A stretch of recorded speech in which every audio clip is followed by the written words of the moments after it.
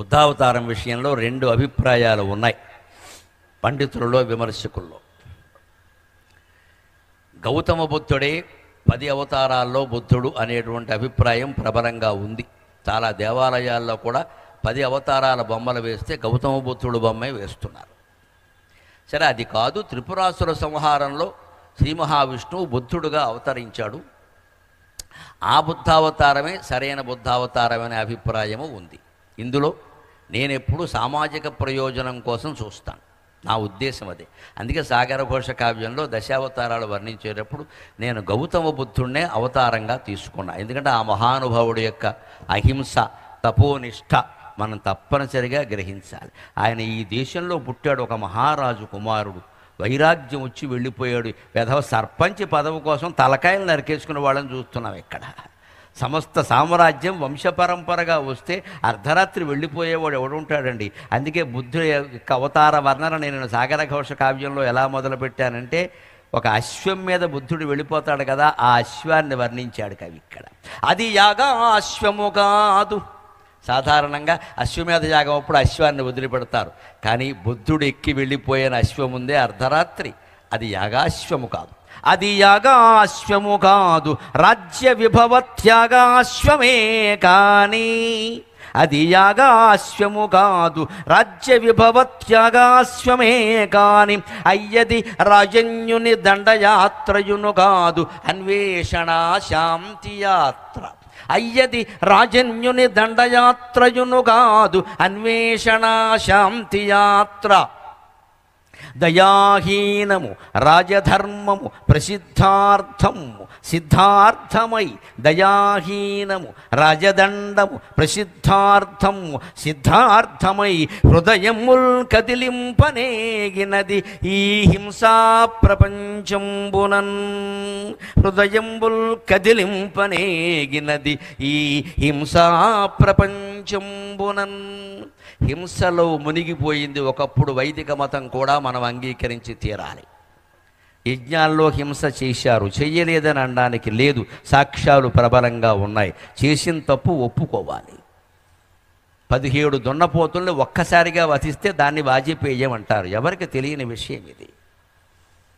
ఎన్నో మృగాలను చంపారు. పైగా ఒక శ్లోకం, చమత్కార శ్లోకం ఉంది. ఈ యజ్ఞాల్లోట పులిని చంపలేదుట, సింహాన్ని చంపలేదుట, ఏనుగుని చంపలేదుట. అందుకని ఒక ఆయన అన్నాడు, ఒండుమండి, అశ్వం నైవ గజం నైవ వ్యాఘ్రం నైవ చ నైవ చ అజాపుత్రం బలిం దద్యాత్ దేవో దుర్బలఘాతుక.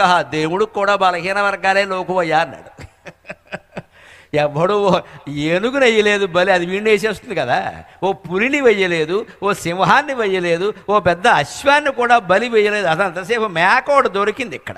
దాన్నేమో చెవులు మూసి, ముక్కులు మూసి, అన్ని రంధ్రాలు మూసేసి చంపేయడం ఏ రకంగా పుణ్యం అవుతుందండి?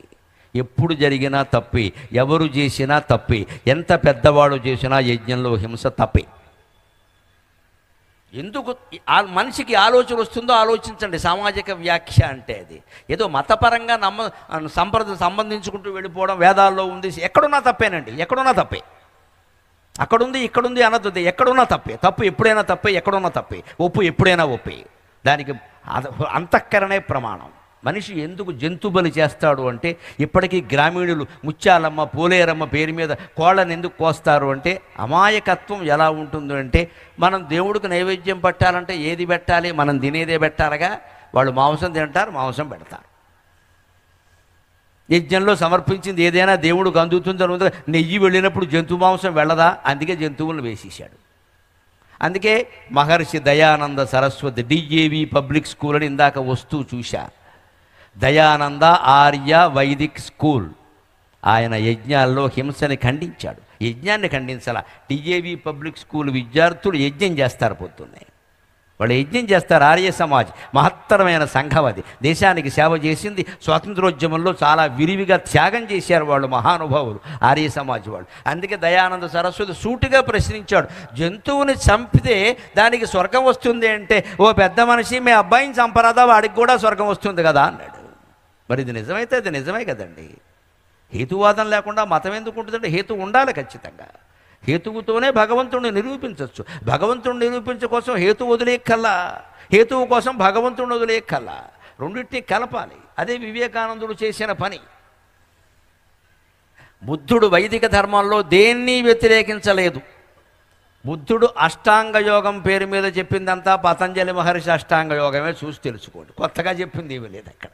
కోరికలే దుఃఖానికి మూలం అన్నాడు. ఎవరు చెప్పలేదండి ఆ మాట?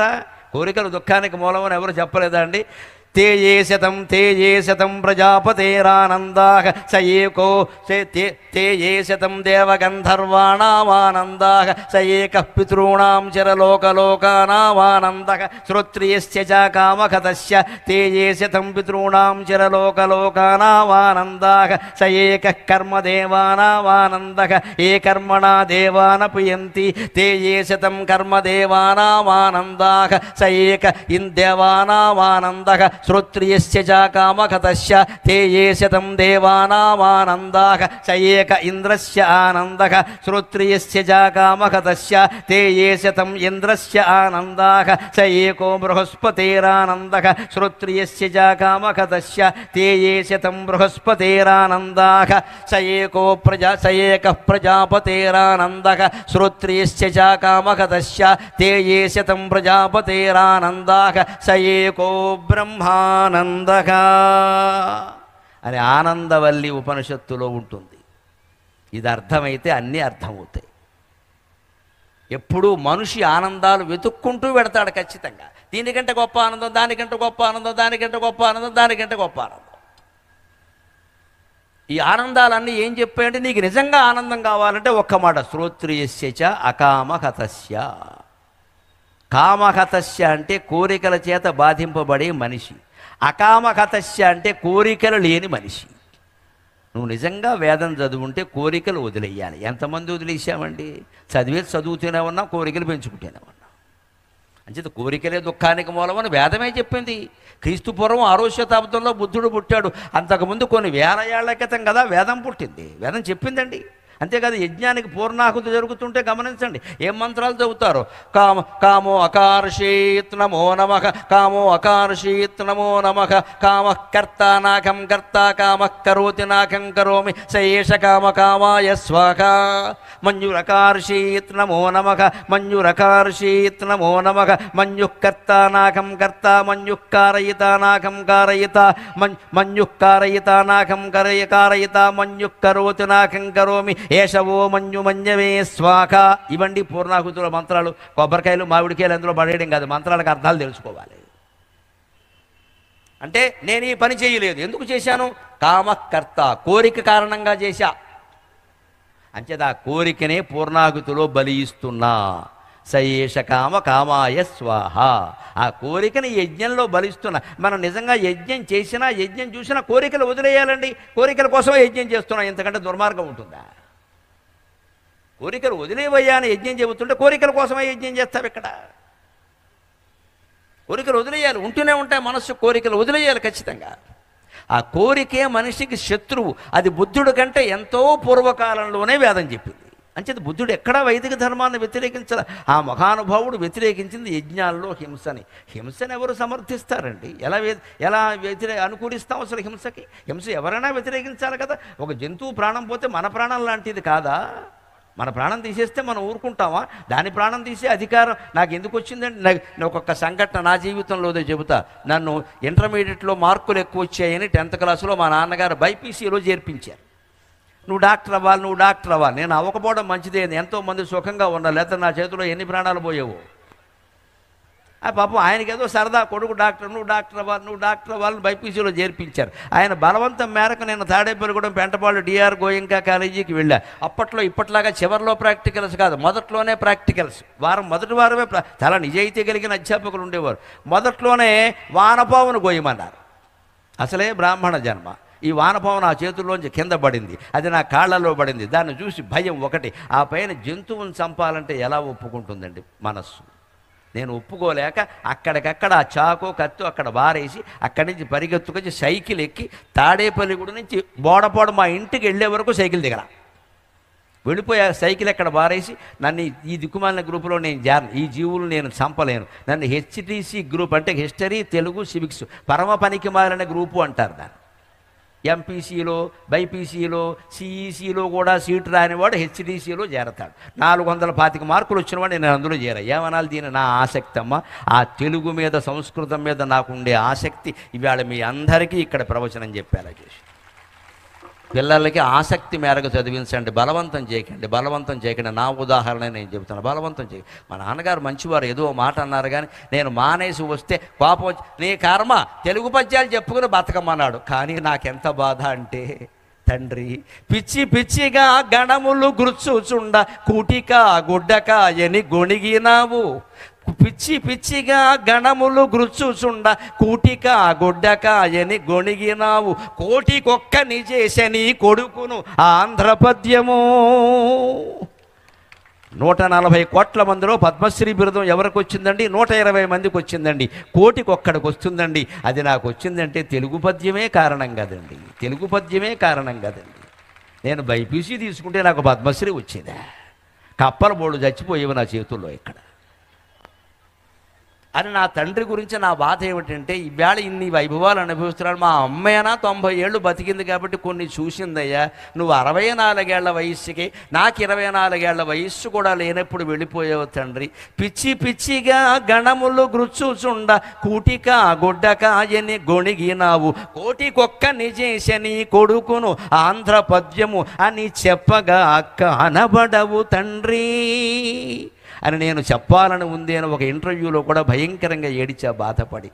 మా నాన్నగారి గురించి నా బాధ. నేనెంత వైభవం సాధించా, చూడ్డానికి ఆయన లేడే. ఉంటే నేను సరదాగా నాన్న నువ్వు కాదన్న చదువుకుని నేనెంత వాడిని అనేవాడిని. పోన్లేరా నువ్వు అంత వాడివి కావడమే నాకు కావాలని ఆయన అనేవాడు ఖచ్చితంగా. ఇంకేముంటుందండి? అయ్యవాడు ఆయన లేడే. కోట్లు పడితే నా తండ్రి వస్తాడా? ఇది తల్లిదండ్రులు అందరూ గ్రహించాలమ్మా. పిల్లల్ని బలవంతంగా చదివించకండి దయచేసి. నువ్వు డాక్టర్ అవ్వాలి, ఇంజనీర్ అవ్వాలని నిర్బంధ పెట్టకండి అమ్మ. వాళ్ళ చదువులు వాళ్ళని చదువుకోనియండి. వాడు గొప్ప చిత్రకారుడు కావచ్చు, బాపు అంత చిత్రకారుడు కావచ్చు, వాడు కాళిదాస్ అంత కవి కావచ్చు. నీకు ఎందుకు వచ్చిన గొడవ ఇది? ఈ చదువుల పేరు మీద నిర్బంధాలే ఆత్మహత్యలు చేయిస్తున్నాయి పిల్లల చేత. వాళ్ళు చదువు తట్టుకోలేక చచ్చిపోతున్నారు వాళ్ళు అన్యాయంగా. మన పిల్లల గర్భశోకం ఎలా భరిస్తామండి? వాళ్ళు డాక్టర్ అవ్వడం కంటే, ఇంజనీర్ అవ్వడం కంటే, ఏదో పెద్ద నాయకుడు బతుకుండం ముఖ్యం కదమ్మా. ముందు బతుకుండాలి కదా, ఇంత అన్నం తినాలి కదా. పిల్లల గురించి ఏం కోరుకో, అన్నం తిని క్షేమంగా ఉంటే చాలు. ఇది తల్లిదండ్రులు అందరూ నేర్చుకోవాలి. బలవంతపు చదువులు చదివించొద్దండి. చచ్చిపోతున్నారు అన్యాయంగా పిల్లలు ఇవాళ ఒత్తిడి తట్టుకోలేక. ఎక్కడ ఇంజనీరింగ్ కాలేజీలు, ఐఐటీలో నన్ను అడుగుతున్నది ఒకటే అంశం, స్ట్రెస్ మేనేజ్మెంట్. మా జీవితాల్లో మాకు ఎప్పుడూ లేదే. 1000 పద్యాలు అప్పగించినప్పుడు లేని స్ట్రెస్ చదువుకి ఎలా వచ్చిందండి? అంత ఒత్తిడి, బలవంతం. వాడికి ముందే టార్గెట్ పెట్టడం, ఇది మానేయాలండి. ఇంత టార్గెట్ పెట్టాడు శుద్ధోధనుడు. నువ్వే రాజు అన్నాడు, నువ్వు మహారాజు అన్నాడు. జాతకాలు కూడా చూపించాడు. అందులో ఎవరో ఒక ఆయన చెప్పాడు, అయితే మహారాజు అవుతాడు లేకపోతే సన్యాసి అవుతాడు అన్నాడు. ఎక్కడ సన్యాసి అవుతాడో అని భయపడి భోగాలలో మునిగిపోయేలా చేశాడు. అయినా ప్రాకృతం కేనలంఘ్యతి, ఏదవ్వాలో అది అయ్యాడు బుద్ధుడు. అది యాగాశ్వము కాదు, రాజ్య విభవత్యాగ అశ్వమే కాని. బుద్ధుడు అర్ధరాత్రి వెళ్ళిపోయిన గుర్ర ఉందే, అది యజ్ఞాశ్వం కాదు. రాజ్యాన్ని వదిలిపెట్టిన మహాత్యాగానికి సంకేతమైన అశ్వం అది. అయ్యది రాజన్యుని దండయాత్రయును కాదు, అన్వేషణ శాంతియాత్ర. సాధారణంగా రాజులు గుర్రాల మీద వెళ్ళారంటే ఎందుకండి? వేటకి లేదా దండయాత్రకి. అంతేగా ఆయన వేటకి వెళ్ళలేదు, దండయాత్రకి వెళ్ళలేదు. భగవంతుడెవరు అని తెలుసుకోవడానికి అన్వేషణ యాత్ర కోసం వెళ్ళాడు. దయాహీనము రాజదండము ప్రసిద్ధార్థము. ఆయన రాజ్యం చేసుంటే దయాహీనంగా ప్రవర్తించి ఉండేవాడు, రాజదండాన్ని పట్టుకుని ఉండేవాడు, బహుశా ప్రసిద్ధుడై ఉండేవాడు. కానీ ప్రసిద్ధుడు కావడం కంటే సిద్ధుడు కావడం ముఖ్యమండి. గమనించండి దయచేసి. డోంట్ బి ఫేమస్ అవ్వాలని చూడొద్దండి. ఎంత వెధవైనా ఒక రాత్రి ఫేమస్ అయిపోతాడమ్మా. యూట్యూబ్లు వచ్చాక అలా ఉంది పరిస్థితి. ఏదో వంకర పని చేస్తాడు, దాన్ని 1 కోటి మంది చూస్తారు, వీడు ఫేమస్ అయిపోతాడు. అంతేనా? ఫేమస్ అవ్వడం గొప్ప కాదండి, మంచివాడు కావడం చాలా ముఖ్యం, సంస్కారవంతుడు కావడం చాలా ముఖ్యం. పిల్లలకి దయచేసి ఫేమస్ అనకండి. వాడు ఏదో చిన్న విజయం సాధించగానే 10 మందిని పిలిచి పార్టీ ఇచ్చి సన్మానాలు చేయకండి అమ్మ. వాడి గర్వం పెరిగిపోతుంది. సర్లే బాగానే ఉన్నాయి, మార్కులు బాగానే వచ్చాయి, మంచి అబద్ధం ఆడకూడదే, నిజాయితీగా ఉండాలి అని చెప్పాలి తల్లి తండ్రి కూడా. అది ముఖ్యం పిల్లాడికి. ర్యాంక్ ముఖ్యం కాదు, శాలువాలు ముఖ్యం కాదు. అప్పుడు బుద్ధుడు లాంటి వాళ్ళు, శ్రీరామచంద్రమూర్తి లాంటి వాళ్ళు తయారవుతారు. సిద్ధి ప్రసిద్ధుడు కావడం ముఖ్యం కాదండి, సిద్ధుడు కావడం ముఖ్యం. అందుకని సిద్ధార్థమై హృదయముల్ కదిలింపనేగనది ఈ హింసా ప్రపంచం అన్నాను. ఈ హింసతో నిండిపోయిన ప్రపంచంలో హృదయాలు కదిలించడానికి వెళ్ళాడు. ఆయన వదిలేసినవి సామాన్యమైన విషయాలు కాదండి. ఆయన సంసారంలో ఏ లోపం లేదమ్మా. పరమ పతివ్రత, అనుకూలమైనటువంటి యశోధర భార్య, అమిత సౌందర్యవతి, చక్కని కుమారుడు రాహులుడు 10 ఏళ్ళో 12 ఏళ్ళో ఉన్నాయి. వదిలేయవలసిన పనే ఉందండి. దరహాసమ్ముల అద్దమున్ నిలుపు పుత్ర ప్రేమ, దరహాసమ్ముల అద్దమున్ నిలుపు పుత్ర ప్రేమ, లోకాన ఎందరకో లభ్యము కాని నిష్కలుషమవు దాంపత్య గంధం, లోకాన ఎందరకో లభ్యము కాని నిష్కలుషమవు దాంపత్య గంధం. ఉర్వర శాసించడి భోగమున్ విడిచి, ఉర్వర శాసించడి భోగమున్ విడిచి, వైరాగ్యము పాటించుట ఏ నిరతారోగతకో, జరా విరతికో, నిర్వాణ సంప్రాప్తికో. సరిగ్గా ఆయన వదిలేసినవి 3, ఆయన్ని ప్రేరేపించినవి 3, ఆయన బోధన చేసినవి కూడా 3. బుద్ధుడి జీవితంలో 3 అంకె చాలా ముఖ్యం. ఆయన వదిలేసిన 3 ఏమిటండి? దరహాసమ్ముల అద్దమున్ నిలుపు పుత్ర ప్రేమ. రాహులుడు ఎలా ఉంటాడు అంటే వేరే చూడక్కల్లా, బుద్ధుడు తనను తాను అద్దంలో చూసుకుంటే చాలు, అలాగే ఉంటాడు. ఆత్మావై పుత్రనామాసి అన్నారు. అటువంటి పుత్రుణ్ణి వదిలేశాడే. పోనీ భార్య ఏమన్నా తేడా మనిషా? లేదండి, మహాసాధ్వి, అనుకూలవతి. ఆవిడికి అన్యాయం జరిగింది నిజంగా.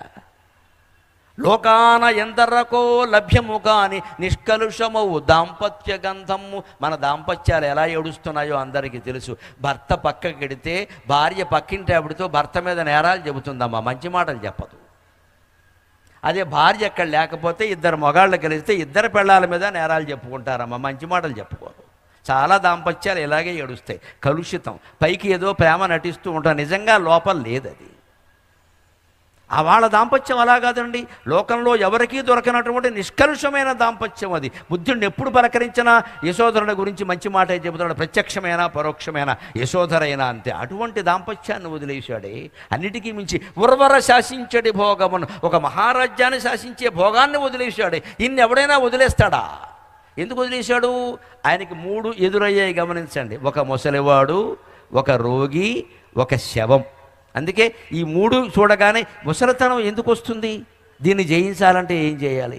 రోగం ఎందుకు వస్తుంది? దీన్ని జయించాలంటే ఏం చేయాలి? మరణం ఎవరికి వస్తుంది? దీన్ని జయించాలంటే ఏం చేయాలి? ఈ 3 కోసమే ఆయనకి వెళ్ళాడు. ఏ నిరతారోగతకు, రోగాలు లేని